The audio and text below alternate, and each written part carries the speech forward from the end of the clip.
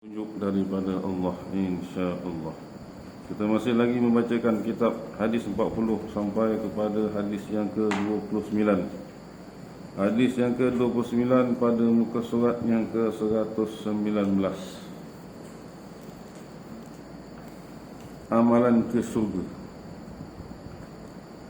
عن معاذ بن جبل رضي الله عنه قال قلت يا رسول الله أخبرني بعمل يدخلني الجنة ويباعدني عن النار قال لقد سألت عن عظيم وإنه ليسير على من يسره الله تعالى عليه تعبد الله ولا تشرك به شيئا وتقيم الصلاة وتؤتي الزكاة وتصوم رمضان وتحج البيت ثم قال ألا أدلك على أبواب الخير الصوم الجنة والصدقة تطفئ الخطيئة كما يطفئ الماء النار وصلاة الرجل في جوف الليل ثم تلا تتجافى جنوبهم عن المضاجع حتى بلغ يعملون ثم قال ألا أخبرك برأس الأمر وعموده وذروة سنامه قلت بلى يا رسول الله قال رأس الأمر الإسلام وعموده الصلاة وذروة سنامه الجهاد ثم قال ألا أخبرك بملاك ذلك كله قلت بلى يا رسول الله فأخذ بلسانه وقال كف عليك هذا قلت يا نبي الله وإنا لمؤاخذون بما نتكلم به فقال ثقلتك أمك وهل يكب الناس في النار على وجوههم أو قال على مناخرهم إلا حصائد ألسنتهم رواه الترمذي وقال حديث حسن صحيح. Artinya arti hadis Nabi sallallahu alaihi wasallam telah dirawikan daripada Muaz bin Jabal radhiyallahu an, maka katanya, hai Rasulullah, khabarkanlah kepada aku amalan yang boleh memasukkan aku ke dalam syurga dan menjauhkan aku daripada neraka. Dan khabarkanlah, dan beritahulah kepada aku, wahai Rasulullah, kata amalan yang boleh memasukkan aku ke dalam syurga dan menjauhkan aku daripada neraka. Sahutnya, jawabnya Rasulullah, senya telah engkau tanyakan kepada aku pekerjaan yang amat besar sekali tetapi amat mudah. Sahut Rasulullah, jawab Rasulullah, maknanya sesungguhnya engkau telah tanya kepada aku, dan maknanya engkau tu telah tanya dekat aku pekerjaan yang amat besar, perkara yang amat besar, perkara yang amat penting sekali, tetapi amat mudah atas siapa-siapa yang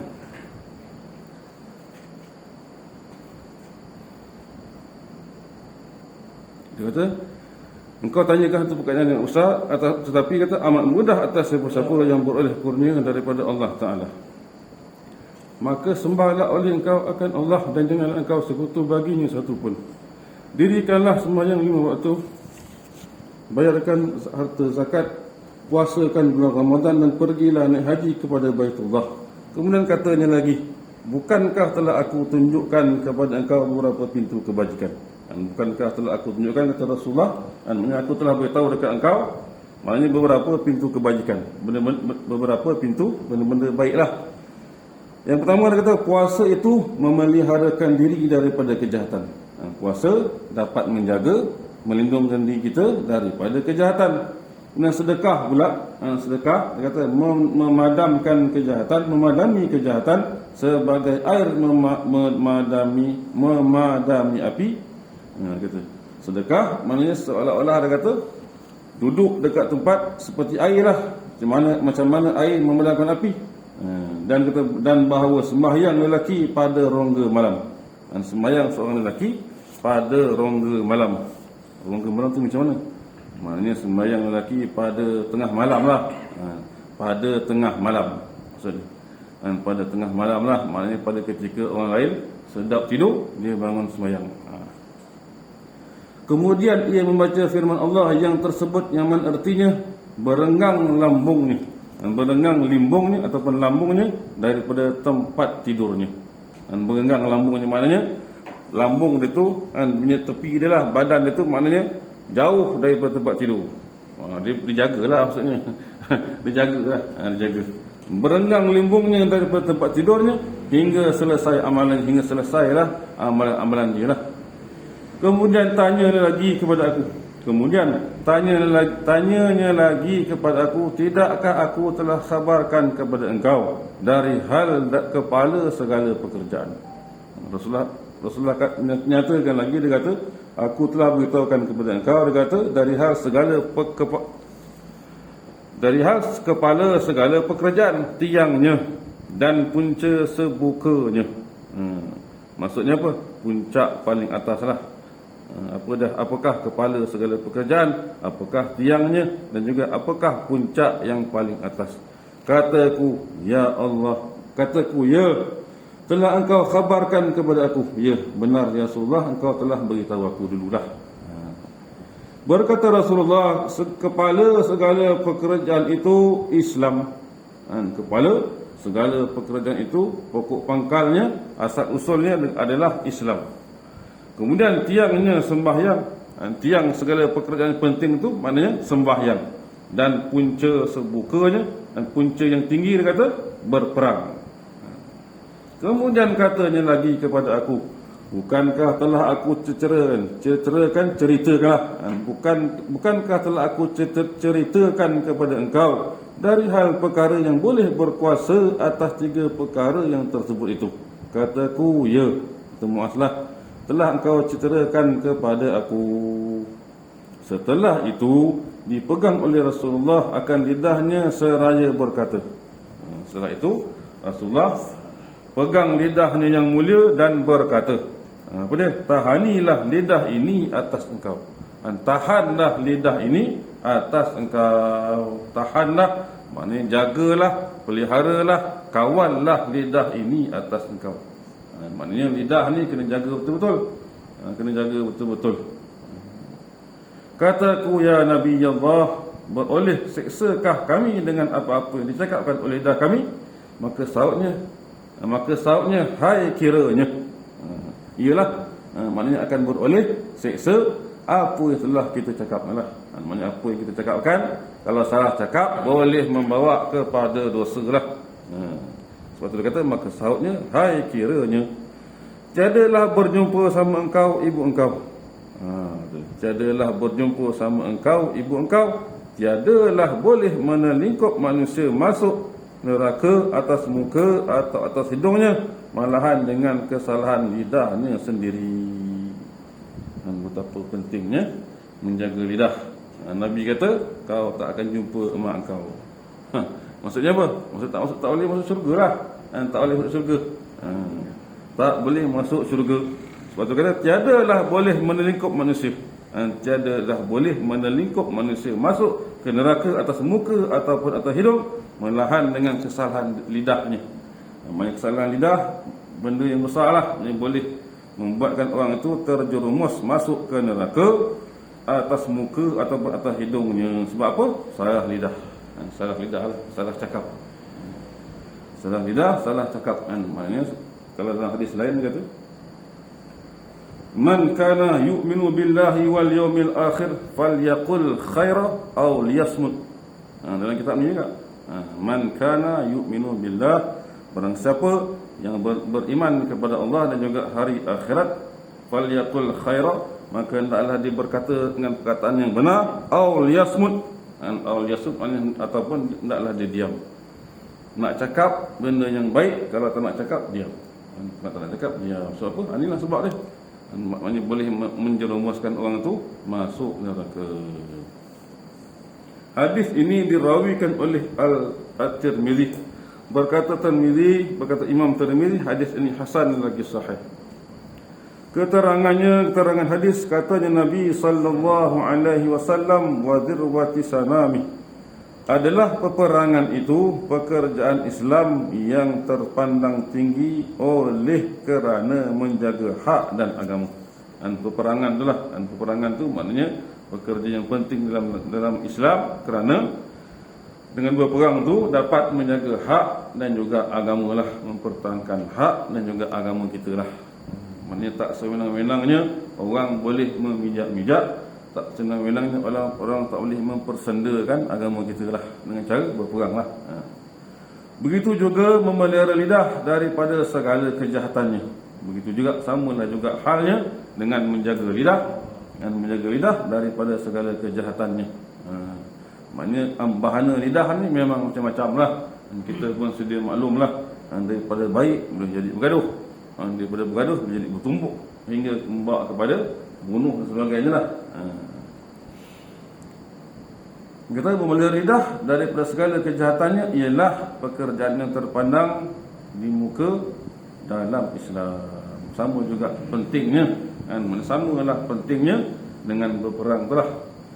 Betapa tidak, kerana dengan lidah itulah dapat dihuraikan apa-apa yang termeteri dalam hati masing-masing orang, dan dengan dia jugalah timbul bagi bencana dan kejahatan.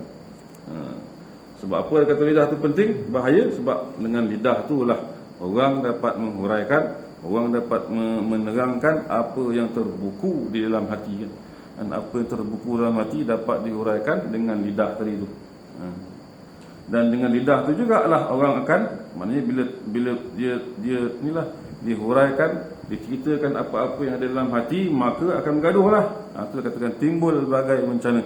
Timbullah berbagai-bagai bencana bahana daripada lidah. Orang tua kata lidah tak bertulang tapi bahaya kan. Lidah walaupun tak bertulang tapi bahayalah, boleh menyebabkan bencana dan kejahatan. Hadis yang ke-30, Allah menetapkan kewajipan. Hadis dia panjang, kesarangan pendek. Allah menetapkan kewajipan. An Abi Sa'labah al-Khushani Jurthum bin Nashir radhiyallahu an Rasulillah sallallahu alaihi wasallam qala inna Allah ta'ala farada fara'id fala tudayyi'uha wa hadda hududan fala ta'taduha wa harrama asya'a fala tantahikuha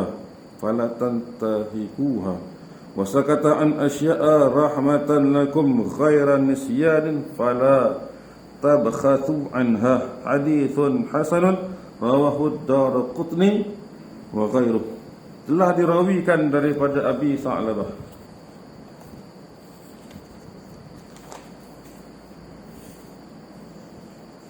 Abi Sa'labah al-Khushani Jurthum bin Nashir radhiyallahu an daripada Rasulullah sallallahu alaihi wasallam, maka katanya, sesungguhnya telah difardukan oleh Allah beberapa kefarduan. Dan sesungguhnya telah difardukan oleh Allah beberapa kefarduan. Janganlah kamu sia-siakan satu daripadanya. Maksudnya apa-apa yang Allah Ta'ala wajibkan, apa-apa yang Allah Ta'ala tekankan, maknanya janganlah disia-siakan. Janganlah memandang rendah kepadanya. Jangan pandang rendah kepada benda yang difardukan oleh Allah. Ia telah menentukan beberapa perenggan. Dan Allah Ta'ala telah menentukan beberapa perenggan ataupun sakatan lah. Janganlah kamu melampaui daripadanya.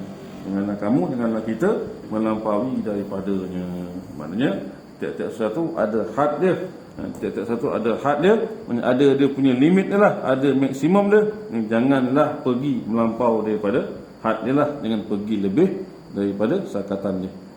Ia telah mengharamkan beberapa sesuatu, janganlah kamu berani mengerjakannya. Ia Allah telah mengharamkan. Allah Ta'ala juga telah mengharamkan beberapa sesuatu. Beginilah adalah huraian dalam kitab fiqh kan. Jadi kata janganlah kamu berani mengerjakannya. Apa yang Allah Ta'ala larang, jangan sekali-kali kamu berani mengerjakannya. Jangan berani-berani nak cabar Allah Ta'ala. Jangan berani-berani nak cabar Allah Ta'ala. Ia berdiam diri daripada menyatakan hukum beberapa sesuatu. ia Allah Ta'ala berdiam diri daripada menyatakan hukum beberapa sesuatu kerana sangat sayang kepada kamu, bukan kerana lupanya. Allah Ta'ala berdiam diri maknanya bukan kerana lupanya. Maha suci Allah Ta'ala daripada lupa. Janganlah kamu selidiki sangat-sangat daripada hukumnya. Janganlah kamu selidik sangat-sangat daripada hukumnya. Hadis ini dirawikan oleh Imam Daruqutni dan lainnya. Keterangannya, keterangan hadis Nabi sallallahu alaihi wasallam, innallaha ta'ala farada fara'id. Artinya sebenarnya telah difardukan oleh Allah atas kamu beberapa hukum dan peraturan. Sesungguhnya Allah Ta'ala telah memfardukan ke atas kita beberapa hukum dan peraturan. Ada beberapa hukum dan juga ada beberapa peraturan. Maka hendaklah kamu tunaikan semuanya di waktunya masing-masing. Hendaklah kamu tunaikan, hendaklah kamu kerjakan pada waktunya yang telah tertentulah, pada waktunya masing-masing. Contoh dia apa contoh dia? Buat contoh lah. Maknanya 1 Syawal baru boleh berhari raya. Maknanya apa yang sebelum 1 Syawal tu, ada 30 hari tu lah. 30 hari berpuasa tu, maknanya kena puasa dulu lah. Kena puasa dulu sebulan, barulah boleh beraya kan? Biasanya orang yang biasanya lah kat sini tak berlaku lah. Biasanya orang ni yang duduk kat depan tu, biasanya puasa tak cukup. Biasanya lah, biasanya dia bunyikan samping berkilat-kilat kan, berkilat-kilat samping kan. Tapi dia lah yang beraya. Puasa pun tak cukup. Subuh tak sembahyang, tapi nak sembahyang raya. Tu maknanya orang tu contoh bagi orang yang tak melakukan fardu tu lah. Bukan semualah yang kat depan tu, bukan kata nak pula. Maknanya ada di kalangan kita ni sibuk nak sembahyang sunat raya. Betul tak? Sibuk nak melakukan sembahyang sunat raya tetapi lupa sembahyang subuh. Subuh tu tak sembahyang. Bangun pukul 7 terus mandi terus pergi sembahyang raya. Tu tak betul tu. Maknanya tak tergolong dengan yang hadis Nabi ni lah. Maknanya dia tidak melakukan pada tidak menunaikan semuanya di waktunya masing-masing. Alhamdulillah lah. Kat sini semua buat alhamdulillah. Cukup dengan syarat rukunnya, cukup dengan syarat rukunnya, dan janganlah lampaui daripada segala perenggan, dan janganlah lampaui daripada segala perenggan yang telah diatur olehnya dalam kitab Al-Quran. Segala sekatan-sekatan, segala perkara yang kita tidak boleh buat yang telah dinyatakan dalam Al-Quran. Kemudian tak cukup Al-Quran, adalah huraian-huraian dia, dan adalah huraian-huraian dia yang diterangkan dalam hadis Nabi, dan juga daripada ijma' dan qiyas lah. Ijma' dan juga qiyas. Habis hadis 30. Hadis 31, hakikat zuhud. An Abil Abbas Sahal bin Sa'd As-Sa'idi radhiyallahu an qala ja'a rajulun ila an-nabiy sallallahu alaihi wasallam فقال يا رسول الله دلني على عمل إذا عملته أحبني الله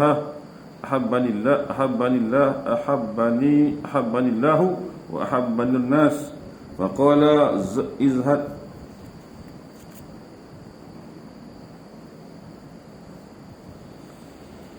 فقال ازهد في الدنيا يحبك الله وازهد فيما عند الناس يحبك الناس. حديث حسن رواه ابن ماجه وخيره بأسانيد حسنة. Telah dirawikan daripada Abi Abbas Sahal bin Sa'ad As-Sa'idi radhiyallahu an, maka katanya, senya datang seorang lelaki bertanya kepada Nabi sallallahu alaihi wasallam. Seorang lelaki datang bertanya Nabi sallallahu alaihi wasallam, maka kata lelaki tadi, wahai Rasulullah, tunjukkanlah kepada aku sesuatu amalan. Dan tunjukkanlah kepada aku ya Rasulullah satu amalan apabila aku kerjakan ianya kasih kepada aku Allah dan manusia. Apakah amalan yang aku buat yang Allah Ta'ala kasih kepada aku, manusia pun kasih kepada aku? Apakah amalannya? Sahabat Rasulullah jawab, Rasulullah, bencilah engkau daripada apa-apa yang ada di tangan manusia supaya kasih kepada engkau Allah dan manusia. Dan bencilah engkau. Ni janganlah engkau ni tergih-hegih. Kalau bahasa kita lah kan. Ni janganlah kau tergih-hegih engkau nak apa yang ada dekat tangan manusia, supaya kasih kepada engkau Allah dan manusia. Jangan kita tamakkan apa yang ada dekat tangan manusia. Janganlah kita ni terkial-kial nakkan apa yang ada dekat orang. Dengan kita terkial-kial, dengan kita tamak apa yang ada dekat tangan orang, supaya apa? Barulah Allah Ta'ala kasih kepada kita dan juga manusia lah. Allah Ta'ala kasih, begitu juga manusia pun kasih. Hadis ini hasan, dirawikan oleh Ibnu Majah dan lainnya dengan beberapa isnad yang baik.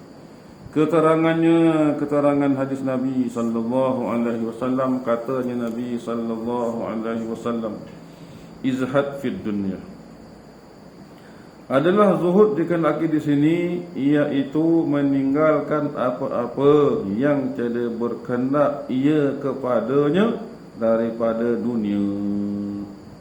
Zuhud yang dikehendaki di sinilah.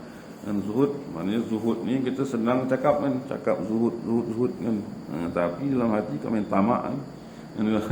Dalam hati kau main tamak lagi kan. Ada orang yang siap kau, aku pun nak beli juga macam ni yang kau ada. Aku pun nak beli juga handphone yang canggih macam kau juga. Contoh kan. Jadi zuhud kat sini dia kata meninggalkan apa-apa yang tidak berkehendak ia kepadanya daripada dunia, sekalipun halal dan baik. Sekalipun benda tu halal, sekalipun benda tu baik, maknanya tak berkehendak, tak nak pun, dalam hati tak nak. Maka hendaklah ambil mana-mana yang tidak daripadanya. Yang kita boleh ambil, yang kita dibenarkan ambil oleh syarak, maknanya mana-mana yang tidak daripadanya, yang pentinglah. Serta tinggalkan apa-apa yang kesamaran padanya. Maknanya yang kita boleh ambil, yang kita boleh kejar ialah perkara-perkara yang tidaklah benda yang pentinglah. Mesti kena ada lah. Serta tinggalkan apa-apa yang kesamaran. Maknanya tinggalkan apa-apa yang kesamaran lah. Apa-apa yang kesamaran, perkara-perkara yang kesamaran tinggalkanlah, jangan ambil. Itu maksud zuhud lah. Apabila diambil oleh seseorang harta benda dunia, apabila diambil oleh seseorang harta benda dunia, ini akan bermegah-megah dan bersombong dengan dia di atas manusia ramai. Dah tentulah ni resmi manusia tu, perangai manusia tu, maknanya bila dia ada harta, bila dia ambil, bila seorang harta benda dunia, maknanya dia akan bermegah-megah lah. Bila dia ada harta, dia akan bermegah-megah, dia akan sombong dengan manusia yang lain lah. Bermegah-megah dan bersombong dengan dia di atas manusia ramai. Itulah pekerjaan yang sangat-sangat tercela pada agama. Mentang-mentang dia kaya, mentang-mentang dia berharta, mentang-mentang inilah, maknanya benda perkara yang ada dekat dia tu semua canggih-canggih, maka dah tentulah dia akan naik tocang lah. Naik tocang ni lah, bermegah-megah dan bersombong-sombong dengan manusia. Dan aku ada, kau ada. Aku ada ni, kau ada. Tak ada, kau tak ada. Jangan itu semua. Mana semua itulah pekerjaan yang sangat-sangat tercela. Kalau ada rasa macam tu, itu adalah pekerjaan yang sangat tercela. Kalaulah terlintas dalam hati, cepat-cepatlah istighfar kan. Cepat-cepatlah beristighfar, minta ampun dengan Allah Ta'ala. Tercela pada agama dan pemandangan umum. Sebaliknya, siapa-siapa yang mengambil daripada dunia kerana kepentingan hidup sendiri atau bagi umum, iaitu sangat-sangat terpuji, bahkan diwajibkan atas tiap-tiap orang yang berakal. Sebaliknya, pada sisi yang lain, orang yang ambil dunia untuk kepentingan hidup sendirilah. Dan maknanya nak meneruskan kehidupan kat dunia ni lah, nak maknanya nak memudahkan lah, nak memudahkan diri sendiri ataupun bagi umum, kata itu sangat-sangat terpuji lah. Maknanya dia ambil sekadar yang perlu lah. Dia ambil sekadar yang perlu, itu sangat-sangat terpuji, bahkan diwajibkan bagi orang-orang yang berakal. Itu inilah, itu yang dipuji lah. Qala musannifu rahimahullah ta'ala, berkata Umar radhiyallahu anhu, berkata Sayyidina Umar radhiyallahu anhu, tiadalah kami dapat bersuka-suka Tiadalah kami dapat bersuka-suka, malahan dengan apa-apa yang telah dianugerahkan Allah kepada kami. Sejak kami ya Rasulullah tak adalah apa-apa benda yang boleh inilah, mana tak adalah, tak boleh lah, apa, tak ada apalah kat kami ini benda-benda yang boleh dibanggakan. Bersabda Rasulullah, jawab Rasulullah sallallahu alaihi wasallam, tiadalah merugi bagi siapa-siapa yang menggunakan fikirannya pada memilih mana-mana yang baik dan jahat. Tidak rugilah sebenarnya kalaulah orang tu menggunakan fikirannya sebaik mungkin, memilih mana-mana yang baik dan jahat. Itu yang baik. Maknanya walaupun dia tidak ada apa-apa, tetapi dia ada fikiran yang waras, dia dapat pilih mana yang baik, mana yang jahat. Itu pun dah cukup baiklah. Itu dah cukup baiklah. Itu dah cukup baik. Jadilah menyesal bagi siapa-siapa yang suka bermesyuarat pada segenap pekerjaan. Tidaklah menyesal. Ada orang suka bermesyuarat, ada orang suka berbincang pada segenap pekerjaan. Itu adalah dipuji. Maknanya dia tidak bertindak seorang lah. Dia tidak bertindak dengan ikut kata dia je. Mentang-mentang aku pengurusi, tentulah mentang-mentang aku pengurusi, ikut aku nak buat apa. Ikut aku apa aku nak pasang, ikut suka aku lah. Tak boleh. Itu tak boleh. Itu tak boleh. Maknanya kena bermesyuarat, ambil pandangan orang ramai kan. Ambil pandangan orang ramai. Entah-entah orang yang ramai itu maknanya ada yang lebih baik lagi pemikiran dia. Ada lagi idea-idea yang baik daripada kita. Jadilah beroleh papa dan miskin siapa-siapa yang jimat cermat. Tidaklah beroleh papa dan miskin orang-orang yang berjimat cermat. Orang-orang yang berjimat cermat maknanya tidak akan mengenai papa dan juga miskin. Dan sebab sentiasa mereka tu memikirkan, maknanya inilah cara-cara nak berjimat lah. Maka kebaikannya pulang balik pada diri mereka lah.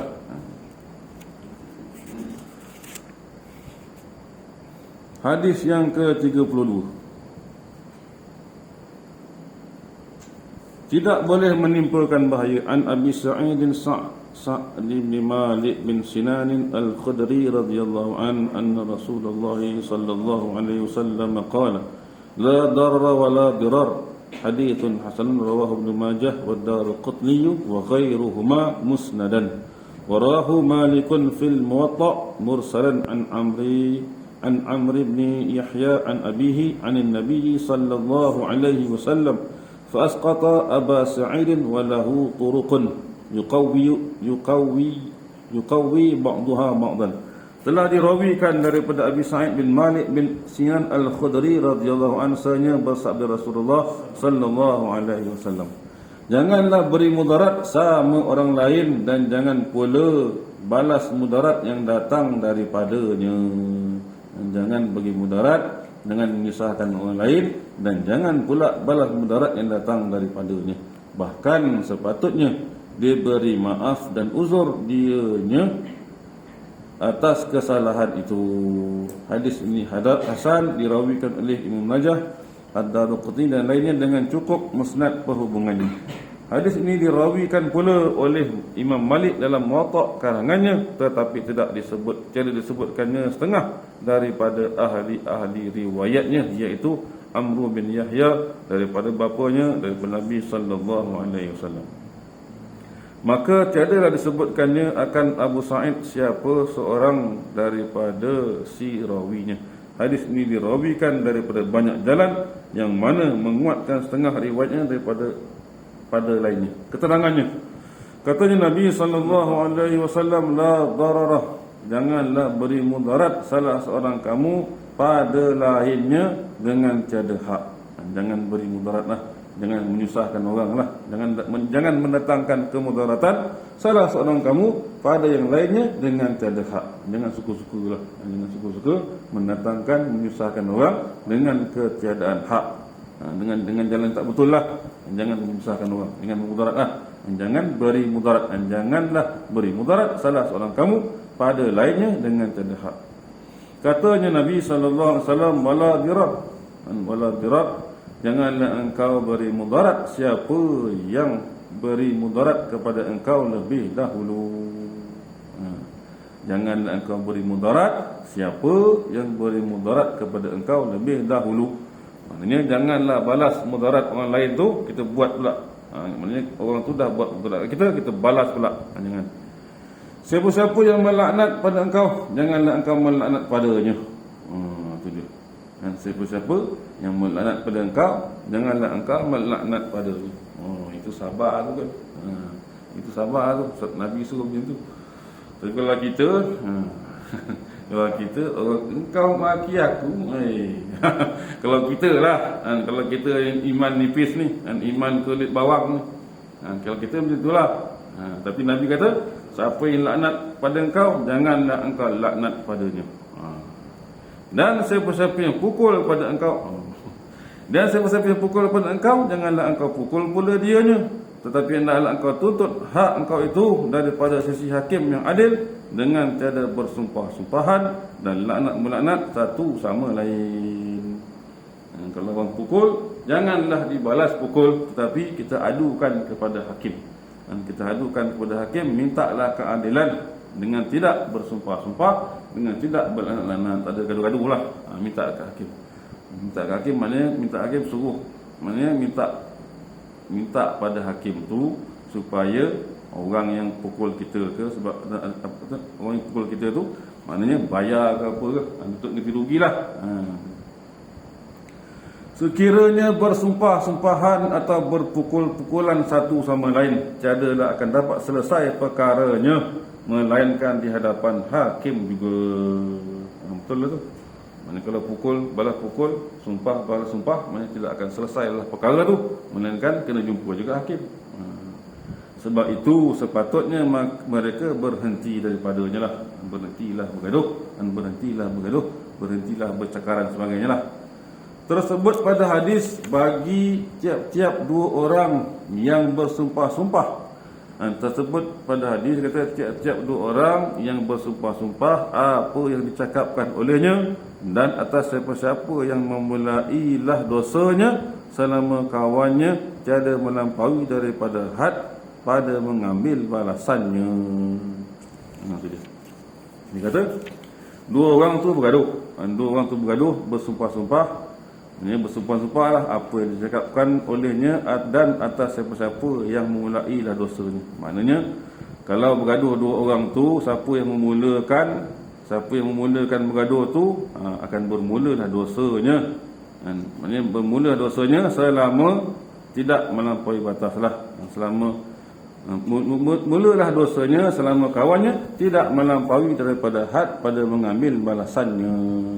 Maknanya siapa yang memulakan, maknanya akan mula dicatatkan dosanya selama kawan dia tadi tidak melampaui had lah. Maknanya yang memulakan akan tanggunglah, akan dapatlah dosanya. Maknanya kesimpulannya, janganlah bergaduh. Maknanya kalau orang buat nyanyi kat kita, maknanya kita bersabar, kita tidak balas, bahkan kita mengadu kepada hakim lah, supaya hakim ambil tindakan lah. Yang ke-33, bukti bagi menuduh ila akhirih, wallahu a'lam. Dan apa disampaikan tadi dapat memberi manfaat kepada saya dan juga hadirin hadirat sekalian. Sekiranya ada perkataan-perkataan saya yang menyinggung hati dan perasaan tuan-tuan dan puan, saya mohon maaf. Ditangguhkan majlis kita pada malam ini dengan tasbih kifarah dan suratul Asr. Subhanakallahumma wa bihamdika asyhadu an la ilaha illa anta astaghfiruka wa atubu ilaik. Bismillahirrahmanirrahim. Al-'asr innal insana lafi khusr illa alladhina